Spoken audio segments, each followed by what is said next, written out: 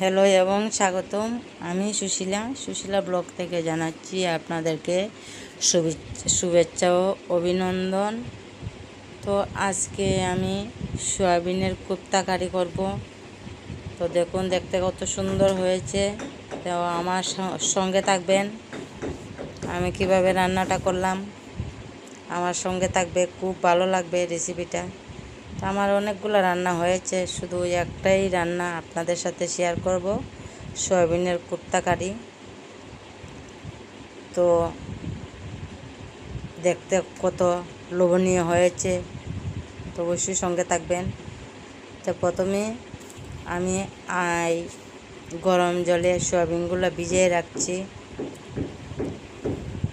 15 মিনিটের মতো, 15-20 মিনিট হবে।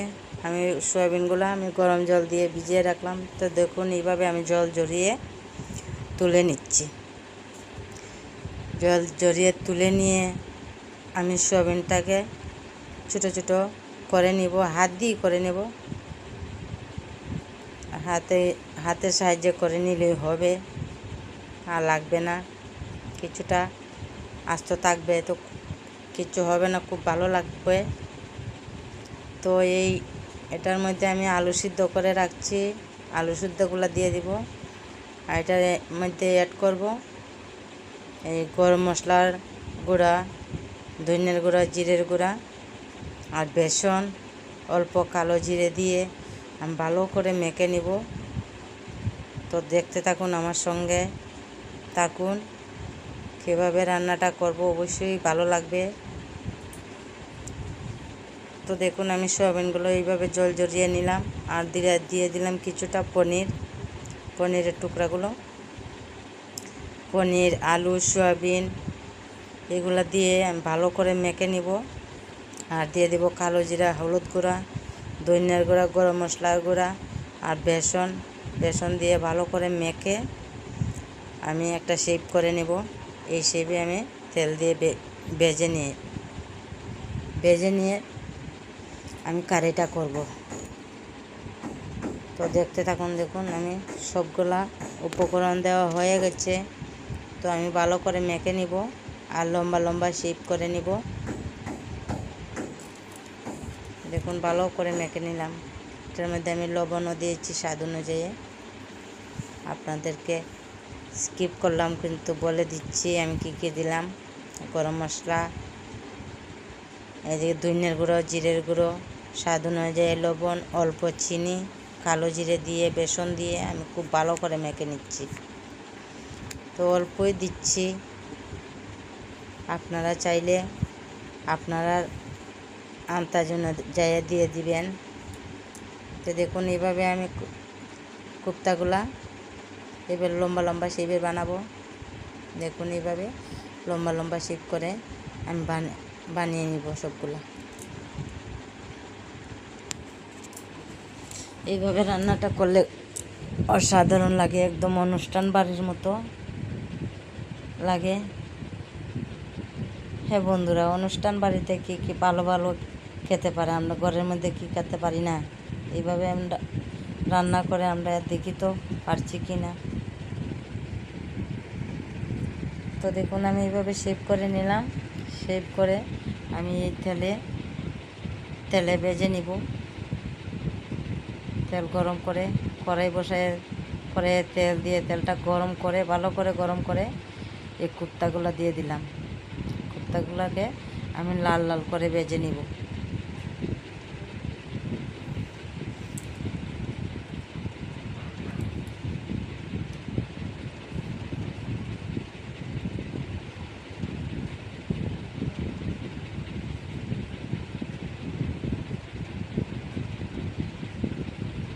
একসঙ্গে হবে না, আমি 2-3 বারে ভেজে নিব। এখন দিয়ে দিলাম কিছুটা, একদম হালকা হাতে নাড়াচাড়া করতে লাগবে, ভেঙে যাবে তো তাই। তো কারিটার জন্য আমি কি নিলাম উপকরণ দেখুন। পোস্ত নিলাম, আদা নিলাম, কাজু বাদাম নিলাম, এগুলো আমি বেটে নিব। আর এদিকে একটা আলু টুকরো করে নিলাম, আর টমেটো লাগবে একটা, টমেটো আমি কেটে নিলাম। আর লাগবে ফ্রেশ ক্রিম, তো দেখুন এই ক্রিমটা দিব কারিতে। তো হালকা হাতে নেড়ে চেড়ে উল্টে পাল্টে ভেজে নিব খুব সুন্দর করে কুর্তাটা। বন্ধুরা, যখন তেলে এইভাবে দিচ্ছি খুব সুন্দর গন্ধ আসছে, খুব ভালো লাগছে।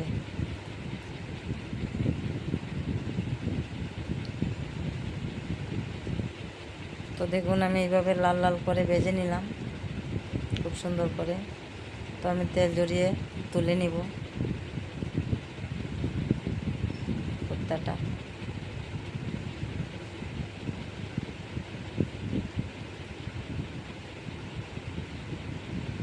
আজকে অনেক বৃষ্টির দিনে ভিডিওটা বেশি ক্লিয়ার আসছে না, কালো কালো লাগছে। তো এই তেলেই আমি আলুর টুকরাগুলো ভেজে নিব। আলুর টুকরাগুলো এইভাবে লাল করে ভেজে নিব আমি।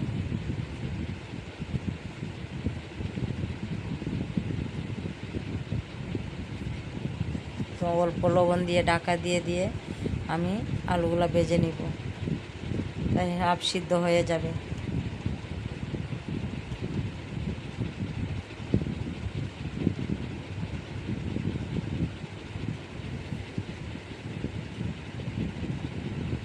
আর দেখুন আমি পোস্ত, আদা, কাজু বাদাম এগুলো আমি বেটে নিলাম। এদিকে আমার আলুও ভাজা হয়ে গেছে, দেখুন লাল করে ভেজে নিলাম। যে এখন তুলে নিব।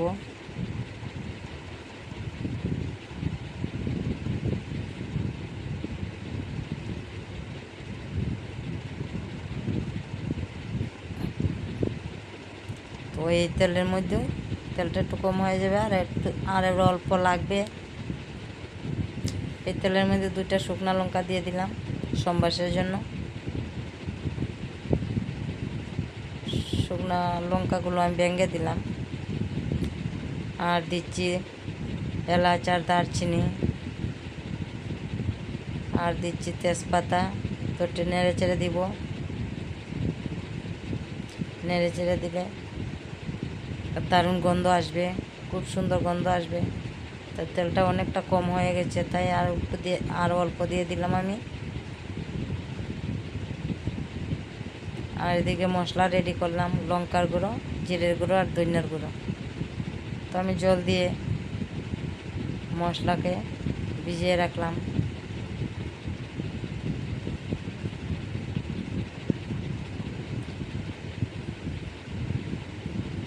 এদিকে কড়াইতে আমার ফোড়নগুলো ভাজা হচ্ছে, দেখুন আমার ভাজা হয়ে গেছে। তো আমি গোটা জিরা দিয়ে আমি ফোড়নটা দিয়ে দিলাম, সম্বাসটা দিয়ে দিব। তো গোটা জিরাটাকে আমি আরেকবার নেড়ে চেড়ে দিব, ভেজে নিব, লাল করে ভেজে নিব। গ্যাসের আঁচটা মিডিয়ামে আছে।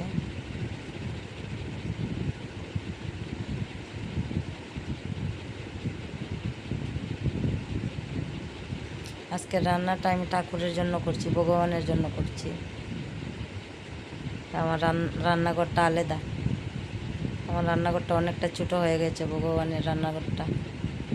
তো আমার পুরানগুলো হয়ে গেছে, তাই আমি টমেটোগুলো দিয়ে দিলাম। টমেটোটা দিয়ে একটু নেড়ে চেড়ে স্বাদ অনুযায়ী লবণ দিয়ে দিব।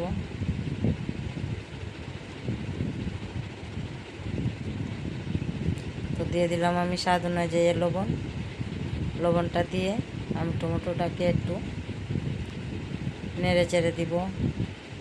টমেটোটা নরম হয়ে আসবে, তখন আমি মশলাটা দিয়ে দিব।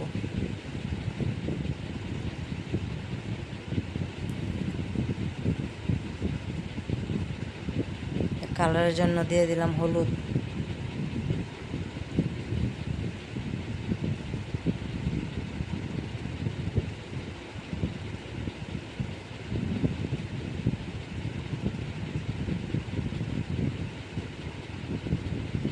তো দেখুন আমার টমেটোটা নরম হয়ে গেছে,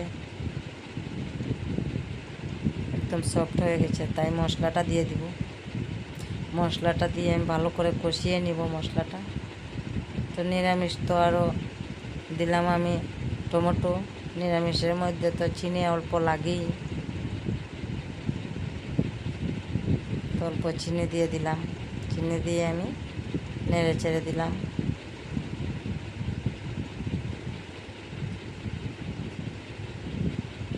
দেখুন টমেটোটা একদম গলে গেছে, পেস্ট করতে লাগে না। তো মশলাটা দিয়ে দিলাম। মশলাটা দিয়ে আমি নেড়ে চেড়ে ভালো করে কষিয়ে নিব।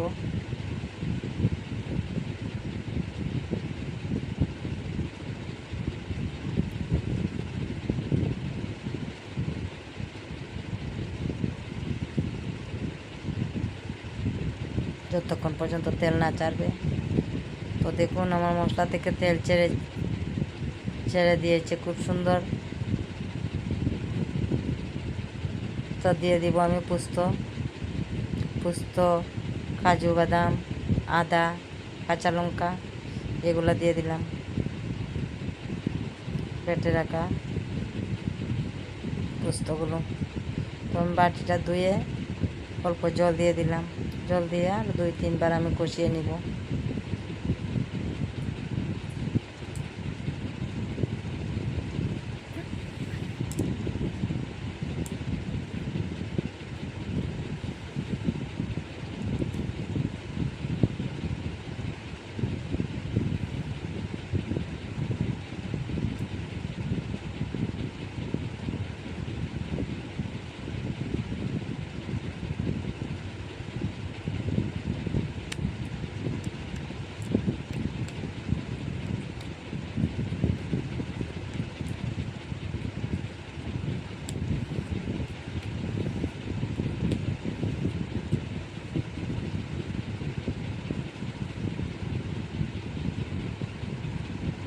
দেখুন আমার পোস্তটা দেওয়ার পর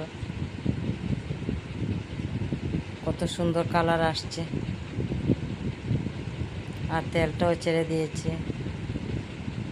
মশলা কষানো একদম ঠিকঠাক হয়েছে। দেখুন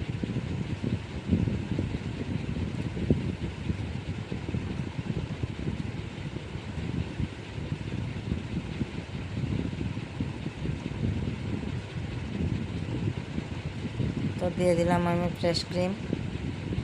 এই ক্রিমটা দিয়ে আমি আরেকবার নেড়ে চেড়ে দিব।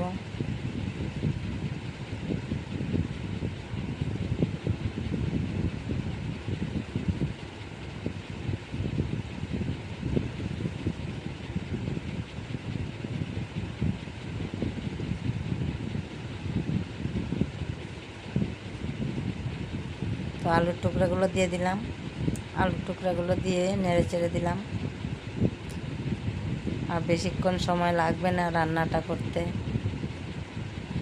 আমার আলুর টুকরাগুলো সিদ্ধ হয়ে গেছে, আমি ঢাকা দিয়ে ভেজে নিলাম, তো তাই সিদ্ধ হয়ে গেছে।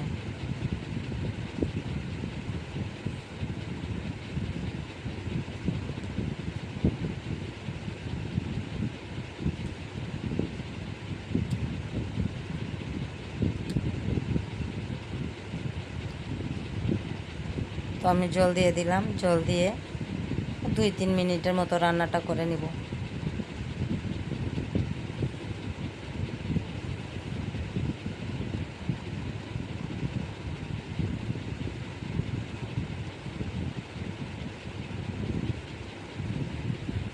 তো দেখুন আমার রান্নাটা হয়ে গেছে।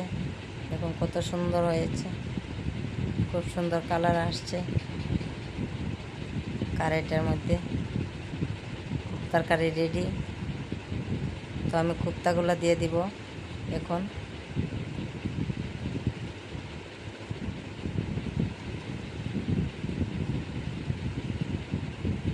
তো কোপ্তাগুলো দিয়ে আমি গরম মশলা আর ঘি দিয়ে রান্নাটা কমপ্লিট করে নিলাম। তো আমার ভিডিওটা যারা দেখছেন লাইক কমেন্ট করবেন, পাশে থাকবেন। লাইক করলে ভিডিও বানানোর উৎসাহটা বাড়ে। আর ভালো থাকবেন, সুস্থ থাকবেন। তো আমি ঘি গরম মশলা দিয়ে দিলাম এবং কমপ্লিট করে নিলাম রান্নাটা। তো ভিডিওটা কেমন লাগছে অবশ্যই জানাবেন। কমেন্টের মাধ্যমে। আর আজকের জন্য বিদায় নিলাম, দেখা হবে নেক্সট ভিডিওতে।